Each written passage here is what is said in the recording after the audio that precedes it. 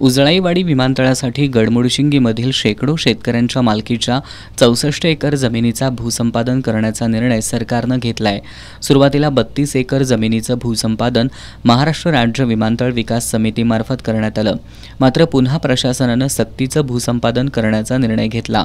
या विरोधात शेतकऱ्यांनी आंदोलन केल्यानंतर प्रशासनाकडून लोकसभा निवडणुकीनंतर खासगी वाटाघाटी पद्धतीनं भूसंपादन केलं जाईल अशी ग्वाही दिली। मात्र प्रशासनाकडून लोकसभा निवडणुका झाल्यानंतर पुन्हा सक्तीनं भूसंपादन करण्याचा घाट घालण्यात आलाय। त्यामुळे परिसरातील शेकडो शेतकरी बांधवांना आर्थिक तोटा सहन करावा लागणार असून या परिसरातील शेतकऱ्यांनी एकत्र येत स्वातंत्र्यदिनी आत्मदहनाचा इशारा दिला होता।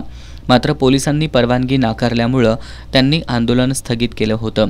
दरम्यान उजळाईवाडी विमानतळासाठी गडमुडशिंगीतील शेतकऱ्यांच्या जमिनी घेताना त्या खासगी वाटाघाटीप्रमाणे संपादित कराव्यात, यासाठी राज्य सरकारनं येत्या 2 दिवसात निर्णय घ्यावा, अन्यथा 20 ऑगस्ट रोजी गडमुडशिंगीतील शेतकरी सकाळी 11 वाजता सामूहिकरित्या सहकुटुंब कोल्हापुरातील दसरा चौकात आत्मदहन करतील असा इशारा अरुण सोनवणे यांनी पत्रकार बैठकीत दिलाय।